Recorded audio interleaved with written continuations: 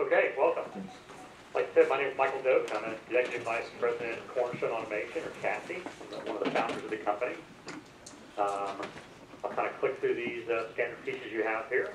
The two folks below here know us really well. We use a lot of their products, Fold and Banner as well. For the sake of time, I've given you guys an acronym, IKI, but I'll have to keep saying it over and over. So throughout this, I'll refer to you as that. So just a quick on who we are. We've been in the business for about 13 years. We focus on intelligent automation systems in manufacturing, warehouse, and order fulfillment. We're kind of a unique process of how we operate. We've got a lot of tools we use to solve customer problems. Another unique thing about it is we fully build and test our systems on our floor before we ship, regardless of size. But the key thing is we have a very modular design, and obviously the IKI solutions provide us some nice capability of being modular as far as how we control things. But we provide turnkey systems, software control, hardware. We think we're an industry leader in innovation. We have a lot of patent designs and a lot of things we've applied to patents on. So I'm going to show you pictures of things that are part of those solutions. We're a worldwide company. We have installations all over the globe, from as far as the Philippines, Saudi Arabia, a lot of systems in Europe as well. Just again, the different industries we're in. We're big in pharmacy fulfillment, parcel and post, a lot of e-commerce, healthcare, just kind of across the board.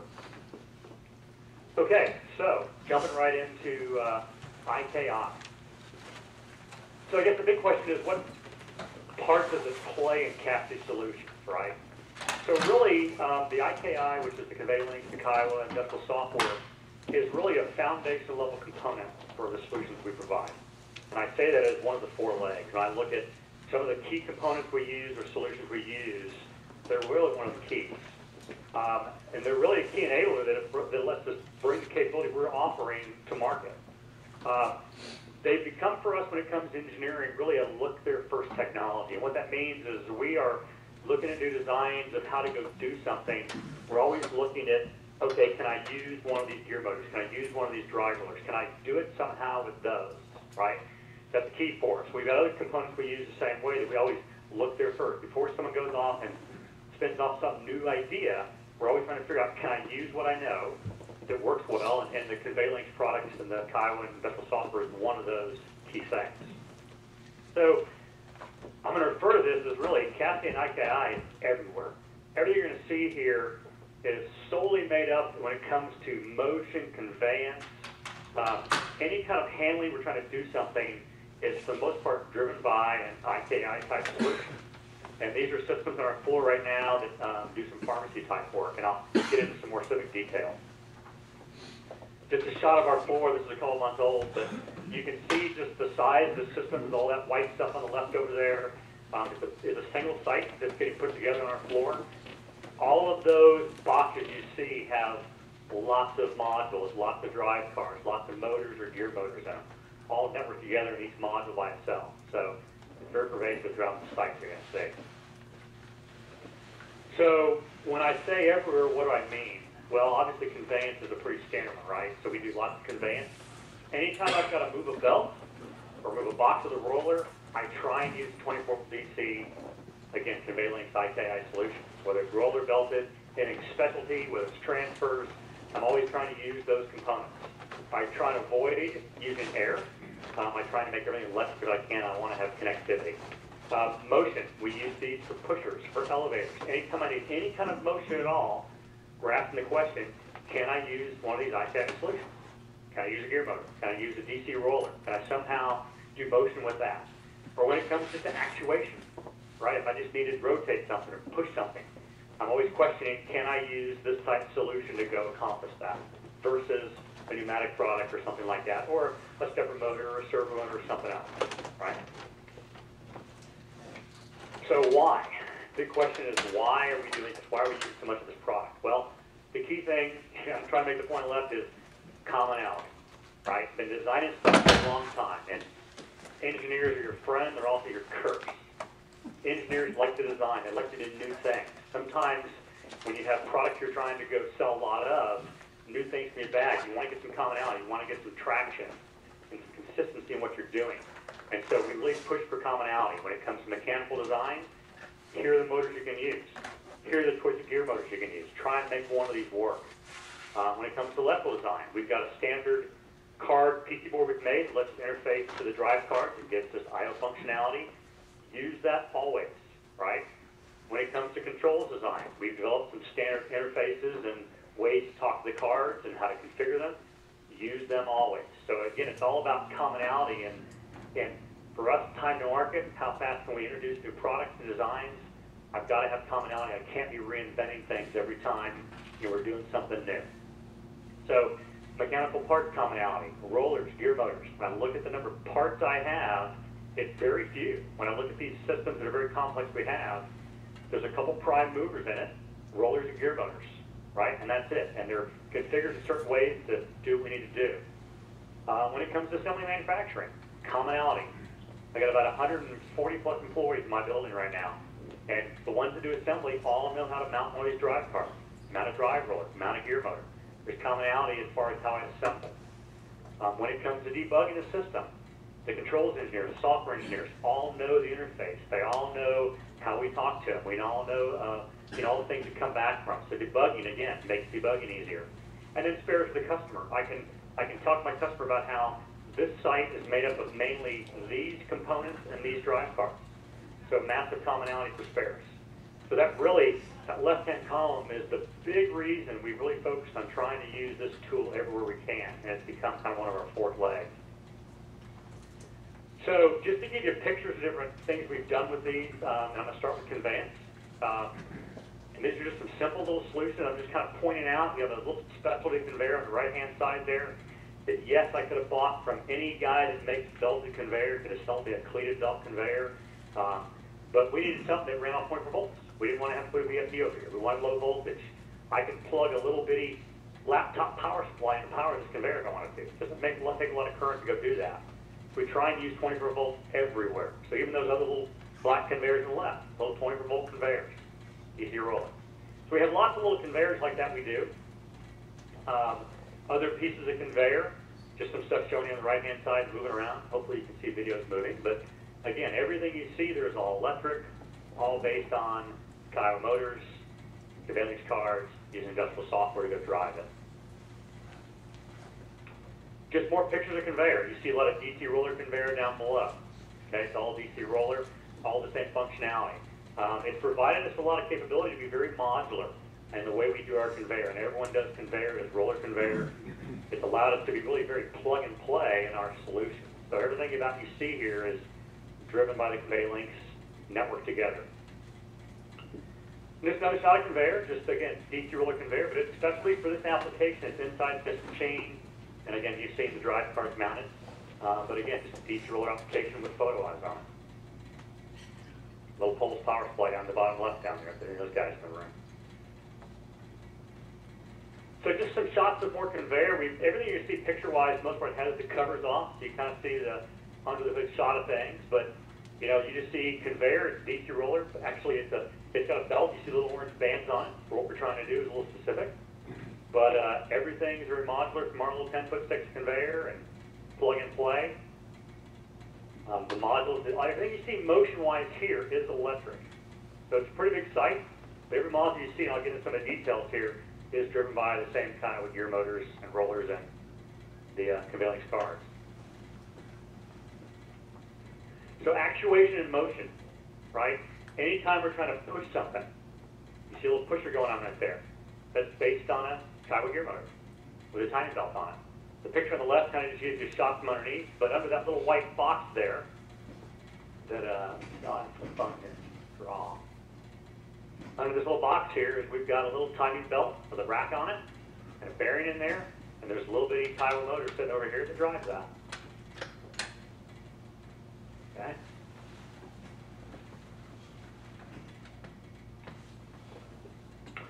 So this is some pictures of a system that's a packaging system we've designed. If I gave you a count, it probably had, I don't know, maybe 20 drive rollers in it at least. You're seeing elevators, you're seeing conveyors. So the top left picture shows you an elevator. This is an application where we have actually two drive rollers in there with sprockets welded onto them.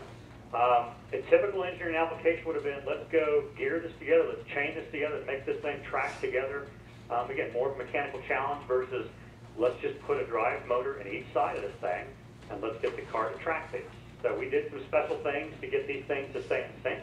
And the software, but the fact we were able to, in the software, go write some PLC ladder logic to go keep these things in sync was kind of nice. So this shows you just this is a specialty tote we've got a patent applied for that lets us keep things secure. You see an elevator lifting it up.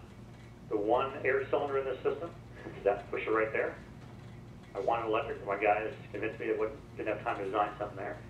You also see a belt to drive stuff in, you see a little gear motor on the side, engaging some things, turning some things. All that is, again, drive roller. Where that yellow blue sprocket is, that's a drive roller. What rotated it on an angle was a drive roller. Watch it again here.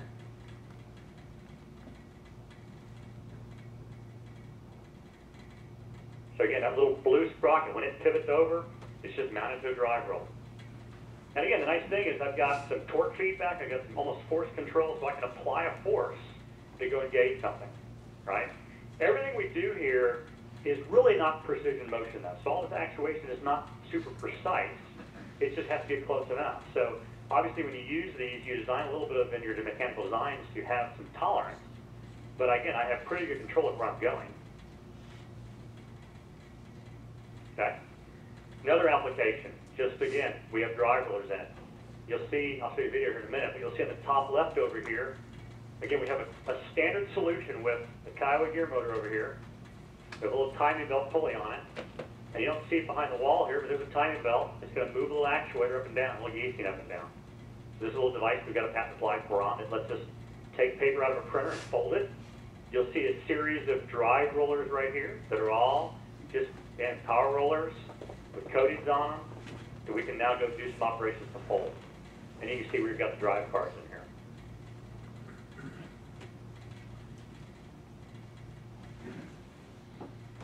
Move next page.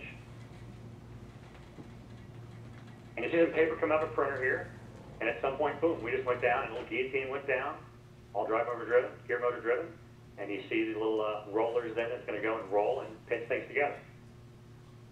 So again, all driven by the rollers.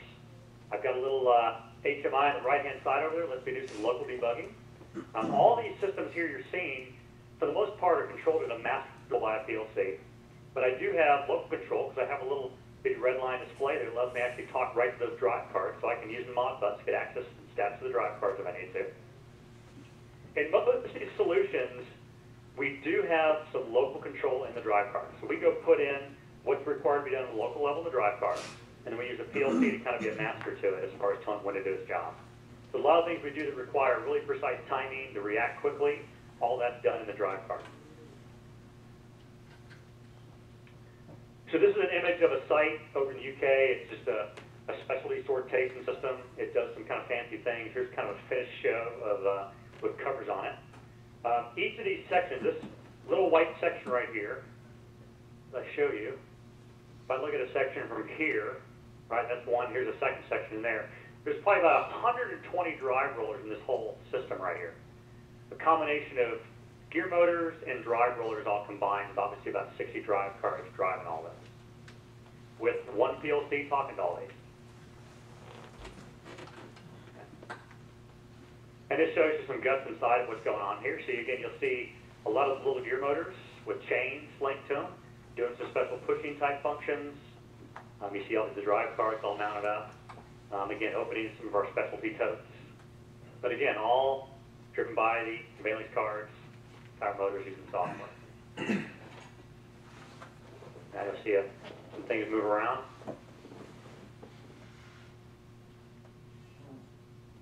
Not a single air component on this system.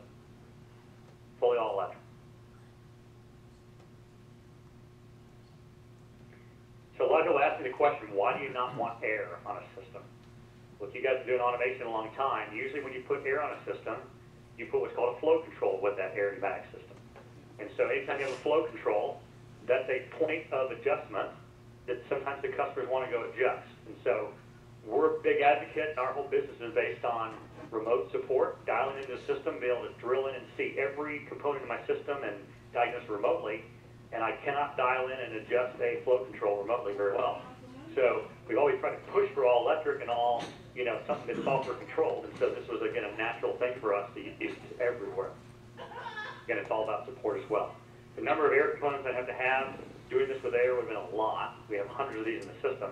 And again, just the multiplication of maintenance nightmares of having to adjust flow controls to make things work was also a big driver for us. Just another shot underneath the device of ours. You'll see again where I've got the gear motor underneath, driving some actuation, local power supply, some Baylinks cards. You'll see we have a little standard PCB card we've designed that lets us connect with the standard telco cables. That lets us connect up outputs and inputs to the cards to maximize all the I/O on it. And so again, like I talked about our whole electrical design, simplicity commonality, we use that everywhere. Anytime I have a card, if I need to do more than just one photo eye, we slap it on one of the boards, right? All about commonality. This is a shot of a system, big A-frame system. We've been doing these for quite a while. We've always used DC roller drive cards on this. Before in the past, these were kind of the unintelligent versions. Now these are intelligent, so they're all networkable. We have total speed control. Gives me a lot of capability now that I have adjustability for things I didn't have before. I can detect jams better, things like that. We also use convey stop in all these systems. So all these systems are also using convey stop for just controlling for safety. Not as necessarily the e-stop circuit, but again, remove some safety issues when people are around. Another just contraption. Again, you'll notice on the right-hand side, we've got a sprocketed roller with some chain on it. Doing a linked application where I'm matching, again, two rollers, just stacking items up and doing some dropping operations, right? I won't go into the conveyor because obviously the conveyor is conveyor, but again, there's some unique things we do with those cards. Even in this case right here, you'll see on the side here, some little bitty, like a little star wheel here. We had an application, we need to flip something over. Again, the guys started looking at the SMC catalog, and we said, hang on a minute, what can we use with our IKI products? And so we bolted a star wheel on it. Now I can sit here and I can alternate and rotate around and flip things over. So again, everything you see here, other than, dagnammit, that one guy right there, is all electric, right? Totally controllable through the software. Okay?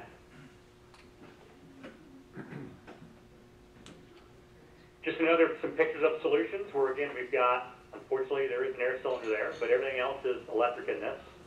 Every conveyor you see here, even the white tabletop chain conveyor, is all DC roller driven, right? All the same system here. We'll see a video here in a minute, but even this little elevator version, guy over here, his little elevator based on DC roller. This was designed pre the gear motor being released. So ultimately, this would have been a gear motor, but this was designed before that came out. There's a little bitty XY system right here that's all electric. Again, another pusher right here, all electric.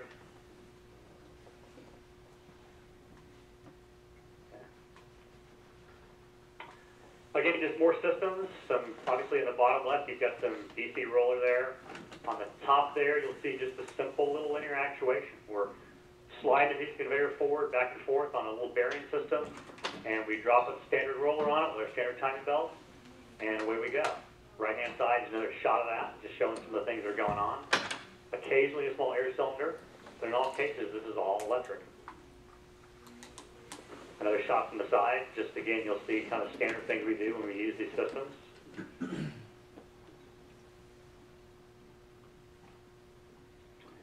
This is still in the prototype bench, but another system we're designing for a product of ours, just another type of linear actuator. You'll notice the gear motor on the right, gear motor on the left. Do linear actuation and lifting application. Right? You do some novel things to overcome payloads. So I guess the key thing to kind of show you is just, again, when I talk about casting IKI everywhere, really, like I said, it is the fourth leg in our system. And so we don't focus so much on, I won't say part cost, item cost. We really focus on total solution because, as you know, total cost system isn't just the part. It's the engineering and support of everything. And so we really play heavily into what is the impact of having to engineer something new? What's the impact of bringing a new product and putting it in a system? It's great to have, you take lunch every week by someone selling photo eyes and things, but what's the impact of putting that brand new sensor in there, a brand new product in a system that's fully been out there for a while when it comes to support, engineering, design, everything. So we really try and use the latest, greatest. When we find it, we use it as much as we can. So again, I showed you a lot of little components and things. Now these are just, again, total systems that have used those type systems. Okay, another shot of a different line. Again, everything in the system is all based on that type system. More pictures inside these. We had to get creative in areas when we had to go mount drive cards. So, had discussions with the guys back there about, different ways we can, in the future, be able to mount them. But we've done different things to go, again, productize everything we do. Some little white boxes over here, you'll see, have 2 conveyor cards in them. They've got breakout cards in them for I/O. They have different things in them. So again, through the volume we're doing, we're trying to modularize as much as we can. You'll see this left-hand side system, bottom left. All those orange bands all have a drive roller on them. Again, all DC roller driven. All these things are modular. Obviously, the fact that I'm network-based, Ethernet-based, makes things very modular for me. Shot of the elevator, parts moving. A nice feature in this situation allowed us actually, because we have that local control in that drive card, it allows us to stop and control very precisely. So situations like this, where I normally would have gone off, my engineer would have said, let's go build a blade stop, let's put a pneumatic cylinder in there, let's bang this nail against the stop so we're accurate. I don't have to do that. I have a very precise sensor. I can very quickly stop, but I can also go adjust if I need to come back onto a sensor. The little things of capability like that, again, it put more of the work in the control engineer's hands, but when it comes to speed to deploy something, I'd rather have it in their hands. They can make a tweak quickly versus a mechanical guy make a modification to something and have to wait for machine stops to go do things for you. We try to put as much as we can in the control engineer's hands. Just more shots of systems. Some of these are on our floor right now, but again, you'll see in all these systems here, everything again is driven by in a modular way, like you see little modules like this, loaded with the ICAD solution. All these are modular, drive cards, multiple rollers in them, right? Full power supplies down in here. Same thing here, all modular systems. These are all modular systems here with all the components in them. And again, it's the fact that we're able to do this now. We've done something like this before, but this, like I said, was kind of a game changer for us because before we did everything with an Aussie type system, which is a great I/O network type system. We use that to go essentially fire off drive cards. So we still had speed, we could still control drive cards and DC rollers. We didn't have the feedback. We didn't have, if I needed to go add some additional things at the point of that control, some additional I/O, I had to add it to my big PLC network to go do that. I couldn't do it locally. And so that's one of the key things that really helped us by using these types of technologies. Just more pictures of things like that. Just a lot of DC rollers you can see there. And back to a shot of that, just again, finished systems. All the conveyors you see around here, again, like I said, all DC roller based, all pluggable and networkable. I can dial in, this is in the UK, I can dial into this site and I can go get to every drive card I need to if I want to diagnose anything. If I want to download a program to it, upload anything, I can. So that's again one of the best features we have of this type of technology. So, like I mentioned, one of the things for us is, again, that commonality. So our controls engineers put together some standard ways, and without a doubt, it took us a while to figure out the best way to go implement this, but we've got now standard tools now in our PLC system to go talk to drive cards, configure drive cards. If it's used for motion, we've got standard tools now in the libraries or function blocks, if you call it, that let us go and give us adjustability, configurability. These are just kind of maintenance screens you're looking at right here. But again, it lets me get into it and look at the status of these cards, because all the I/O that's used at that level is on that card. But it's fully mapped into these drive cards, and we use Modbus for everything, so all that capability, depending on what it is. Again, but all this is about, these little blocks here, is about the drive cards, right? Convey links using industrial software. Again, just more shots. Things like acceleration, home acceleration, anything we want to go adjust on here, an operation, we've got function blocks now to go control. And so when I talk about, again, the ability to go kind of, I'll say, wield these products to go solve problems, our engineers now are very fast at that. We all of a sudden, if a mechanical engineer needs to throw out a little mechanical design to go do a little pusher, he can toss it out there. My controls guys have a standard block to toss on it, and It's configurable. They know exactly what to do, how to run it. It makes it very fast to go do. It's as fast as plugging in some air hoses for the most part and some valves. Just to plug one of these into 24 VCC and plug it in the network. So, in summary here, I've been talking really fast. I'll give you a chance to ask questions though, but I'm just going to point out that again, the IKI, sorry to throw an acronym at you though, but it's easier than saying all your names.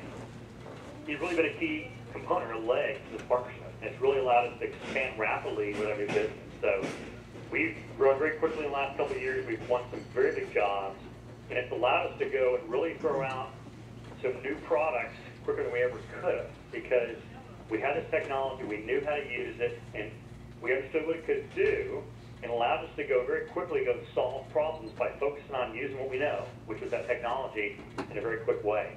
And as you probably saw from the pictures, we've used them in a lot of diverse ways to go solve problems, and that's a smattering of some of the applications we've shown you. Obviously, my last point, no technology is perfect. Obviously, there's a growing pains with it.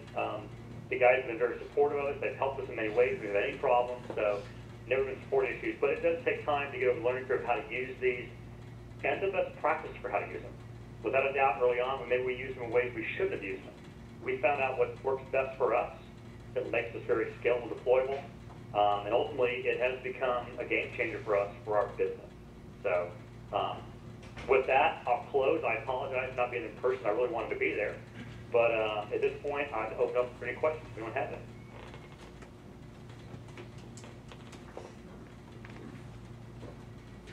Michael, this is Tim Barnes.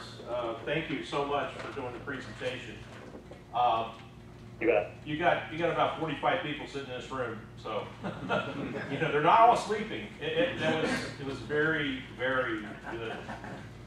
It's exciting to see the technology that you guys have pushed the envelope. I mean, it's very hard to see on the screen what you're doing, but I've had the luxury of having seen it in person and in bits and pieces of it. It is amazing to see what these guys have done.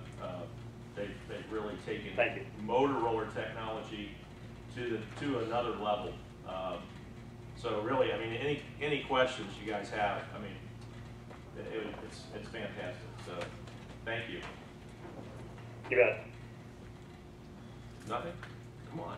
There's got to be a question. I have a question. Anything you want me to go back to and show? Yeah. You got a question coming up. Did your customers have any issues accepting a relatively new technology, or at least a new way of doing some of these motions? Were they concerned about that? Yeah, it's a really great point. They don't. In the case that, for us, we really sell total solutions. We really, the challenge in our industry, obviously, especially when we play with the big fish, is they want you to use this photo eye, this button, this wire connector. And we've really tried to push back from that with, here's our solution, right? We've been in those modes where someone wants a certain Ethernet IP, they want this or that, and ultimately, those are the jobs we found hard to be successful at. These are the ones you're not prepared for all the things you don't know about. So we really focused on, and we really sell to our customers that this is our standard solution. We've run it, we've tested it, we've feed it up, we know what works, what doesn't, we know what the failure modes of it are, right? Versus things we haven't used. So without a doubt, when we first started using it, we tested the heck out of it. And so we built a little device, everything you saw there, we built, we would run till failure. The little thing on the bench I showed you a minute ago, kind of in the prototype stage, that's been cycling for quite a while, so they try and speed it up. So, we go to the customer and explain the fact that we fully tested these things, right? And then also the big fact that, you could look at it as a fear or a positive to the customer. I use this product everywhere, right? So it's everywhere. So I can have one spare drive card everywhere. Maybe some different programs on it, but one spare drive card and motor. So we've obviously invested a lot in it. We've done enough testing to know it's very reliable. So we usually push that aspect of our customer, the fact that I've set commonality parts, I have accessibility to it, I've locked out my maintenance guys from tweaking things and jacking with things, and usually it's an easy sell with our customers when we try and push this technology. Great. I wanted to say for sure that the testing that you guys have done, as painful as it has been sometimes, you know, and our guys have been down there helping a few times with you. You know, that's what it's all about. I mean, to really learn and understand what the capabilities are is important. And the amount of absolute prototyping, you know, because, you know, they're building these little mechanisms and things that, as Michael said, would have been pneumatic or some other kind of motor type. I mean, understanding the capabilities, and that's one of the things that, and Stanley, you're not here, Michael, and we have a little robot that Emil built that we've been running in the other room a little bit, and it shows some of the technology that you guys are using of being able to do linear motion and positioning control and that type of thing. Send a video. We'll send you a video.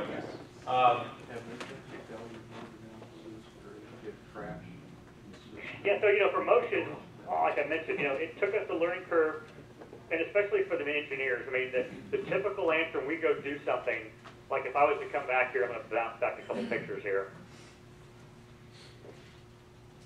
As an example. Bear with me a second.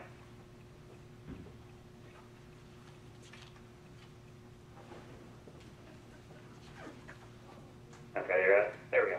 All right, so, you know, this is just a little application. We've got to lift something and we got to close something, a little jaw. And the first response there when the control guy says, we got to put a step motor on that. We need a server on that. Cam guy said, we got a server on that. It's too much of a payload. So we're always looking at, okay, I get that's what you want, but this is what you have. This is all you can work with. You have this motor and this drive card and this IF. So how can you make it work, right? Because, yeah, it'd be great. We could definitely put a much more expensive servo on it and get some really fine positioning and all this great stuff, but do we need it, right? So we're always asking the question on whatever we do, all right, what's really required? And again, I'm an engineer, been one all my life, obviously, software, electrical, mechanical, and I love making cool things, but also now, from delivering systems, know that I just need to know what works. I don't need bells and whistles necessarily. I want to make sure that it's reliable. So we push our engineers to always look at, all right, what's really required? Obviously, there's some things I can't do here. So I don't have super fine resolution control, but do I need it, right? Or if I can't get it, can I do something where I can live without it? So, again, for us, the impact of keeping using the same thing over and over is a big one for us. Now, we've overcome things, and so you'll notice little things like, how are we going to mount this card? All I have is a little plastic tab. I got to make a bracket for it, right? So, you know, nothing's perfect. There are some little gripes we've talked about we'd love to have changed, but we work with them. That's what we do. We don't mount things with little brackets now if we need to.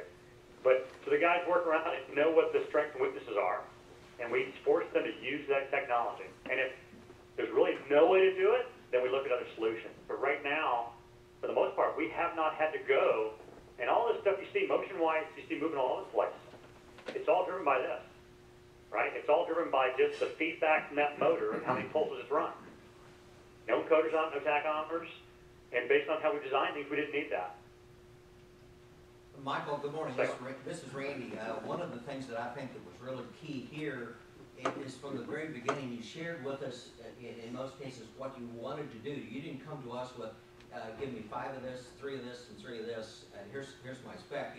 You shared with us, and this is important to making anything a good team and teamwork, said here's what we're wanting to do, what do you have? And so working with the Insight team here in Erlanger and the industrial software and the folks from Kiowa, we took to them in many cases what you were asking for, and they did something that a lot of manufacturers don't do. They didn't come back with the answer is no. We use our standard product, and so you gave us challenges, and many times our folks got really creative and came back and said, well, we can meet what you're asking for, and so you allowed us to work with you to input the correct solution, and I think that's one of the things that made it successful for every member of that team.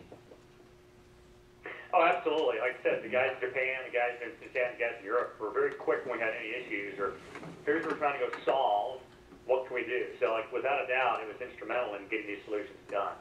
Some things were just standard products off the shelf. Some needed special things done to them. So, without a doubt, it was a good partnership. Like I say, partnership. I lightly said, I called it a component, right? You are a component in our system, but it's the partnership, because as I said, it's a fourth leg in our system.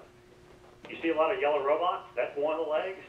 Our control architecture is one of the legs, and there's hardware as well. So definitely this IKI solution is one of the legs of our business now. Michael, the gentleman had a question here about failure mode analysis, and I'll let him ask it if he would. Yeah, if a system, you're setting it up and the product that you're dispensing doesn't sense a sensor and it goes past it and then goes elevated up and crashes, it breaks the motor or the chain, do you look into that kind of a situation when you're designing? I didn't quite hear everything you're saying. I think you're asking about the elevators that lift up and down? Well, what he's asking is when you're positioning, because you're using the motor positioning, I think, if you overshoot a position, how do you recover? How do you avoid crashes, that type of thing? I gotcha. So we do use a lot of times limit switches or just photo eyes for limit switches. So we're always using those in most cases as our, okay, we've gone too far, so over travel. We also sometimes will go home up against a hard stop. But the controls guys have figured out how to, again, use the feedback in the system. I need to go this many pulses. Did I do it or not? They change more than they normally would think about trying to control something. So everything we do is usually just go do it, and then check after. It's not I'm trying to find watches as I go. It's move to here, and then check did I do it or not. Does that make sense? Okay. Another question. I don't know if I answered that correctly for you or not, but This is Brett Erickson with System Technology. Earlier in the pictures, you showed a circuit board that you developed to connect to the card for, I think you said I/O? Yeah, so it's we call it the Super I/O board. What was the reason? it is a Super I/O board. Yeah, what was the Yeah. reason? Because Insight already has that, right? Yeah. So what we were up against is we wanted to be able to use, well, two things. We wanted to have complete configurability, right? So the RJ11s are great. We use them when we can. We get a lot of photo eyes that have RJ11s on, different sensors, but you can't always get that, right? So we did a board that combines RJ11s and just some little bitty, I don't know if these are feeder contacts or WAGOs, but little bitty plug-in type connectors on it. We wanted to provide the full connectivity, whether it's RJ11 or connectables, where I can do little push ends to that card. We also have a little buffer on it that allows us to go buffer the output. So we just needed something that allows us to go put all the maximum I/O whenever we needed to on that card. So in this case, you see we've got the two pairs of ribbons going this way, the other two pairs going this way. We also had a place to go plug power into it as well. So for us, it became a daisy chain of the card. You don't see it, but this power cable right here plugs into the card, and then power goes somewhere else, right? So it kind of became our little place to go, again, commonize our I/O, bring our power in, without having to do a lot of wiring.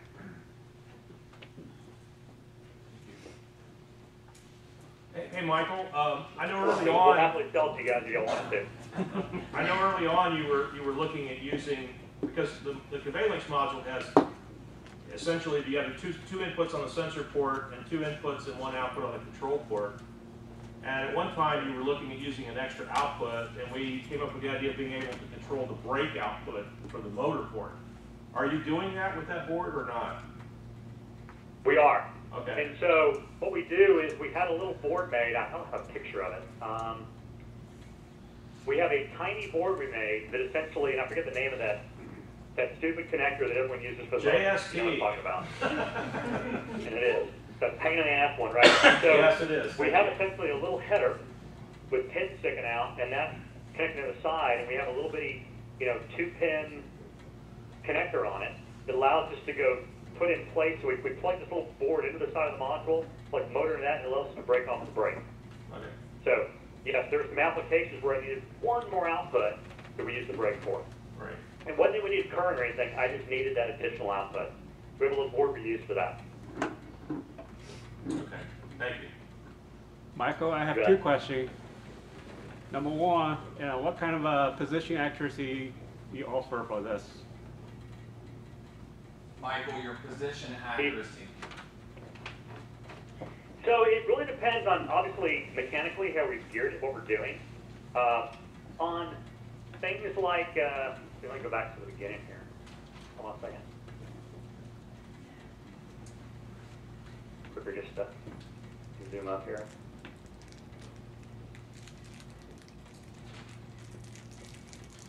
So things like this guy, we're probably easily holding within 16th of an inch, maybe something like that, maybe more. I mean, it's not pretty wild. It's pretty darn accurate, actually. I don't know if we've actually put a scale to it and said, hey, what are we doing? Depends on the application, but in this case here, we're going back to home position always, based on position, back and forth. In this case, it's probably easily less than 16th of an inch, maybe less than that.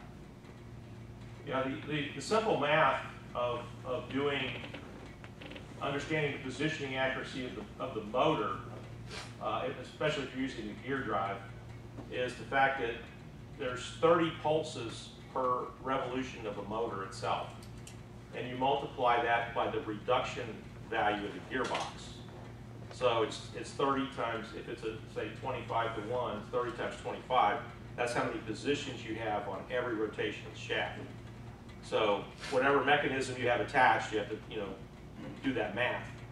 But obviously the higher reduction... It hits right to that pulse, so it's not like it's bouncing all over the place. Yeah, and it does position plus or minus 1 pulse accuracy. Right. And the only thing you got to take into account is you do have backlash. I mean, obviously it's a gearbox for a conveyor, so there's a little bit of backlash in it, but usually when you design it, you can deal with that. Right. It's never been a challenge for us.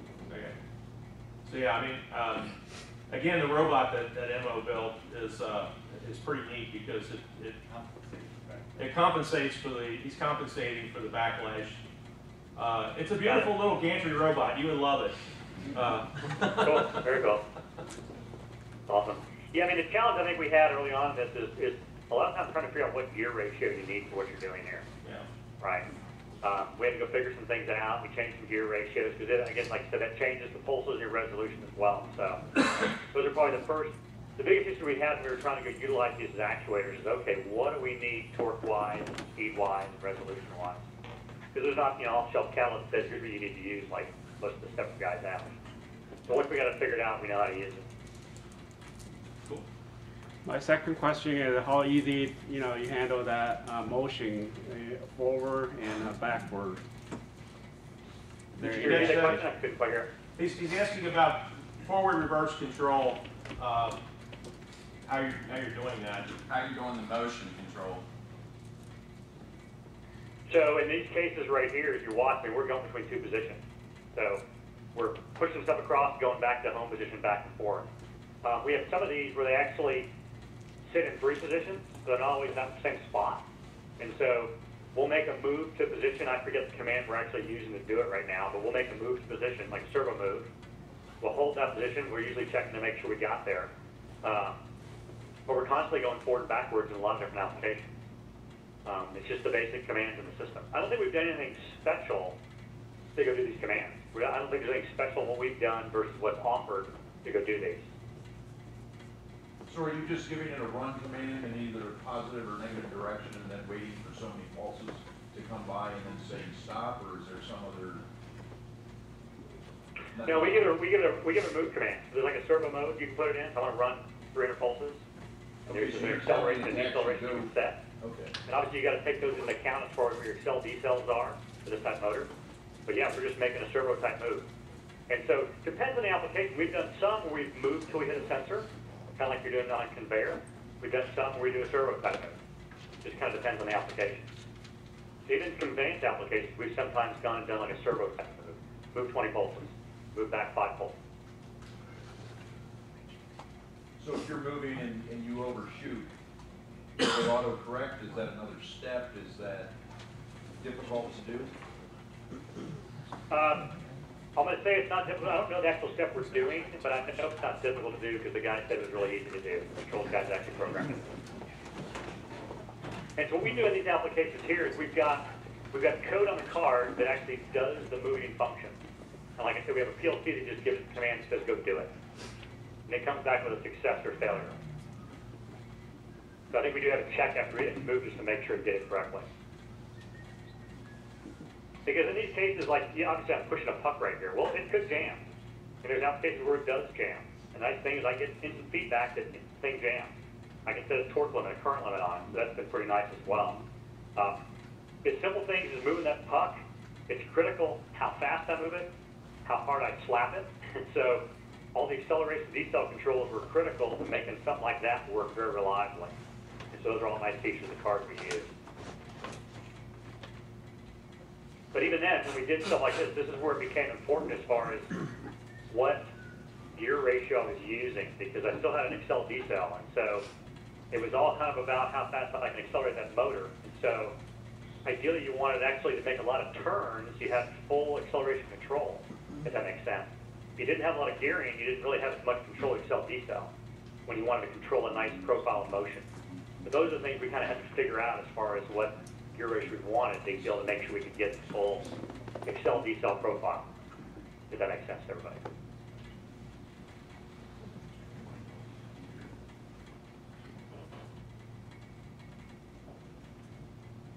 Anything else? I think we've So run out this of is one questions. we did have to do. This is one we did have to do some interesting things. I forget what they did to do it, but they had to kind of put a little bit of I want to call it a PID loop, but they had to do a little more monitoring to get these guys to track. We did put some logic in there ourselves to go make those elevators not get out of things. That's a good point, yeah. Ideally, it would have just done it, and that would be a great future command or offering in that card to go actually synchronize those guys under load, but that's something we had to just put in the card. But the fact we could put in the card and did it was great. Yeah, we're working on that to exactly that application you're talking about of synchronizing two drive rollers or two gear drives Yeah. that are physically not connected together in any way, shape, or form. Right. Right. So yeah, that's pretty Okay. cool. Okay. No questions? Any more questions? Come on, last chance, guys. All right, David. Over. Michael, I think we're done. All right, guys. Appreciate your time. No, we really appreciate your time. Thank you. Good job. I really like the slide. Appreciate it.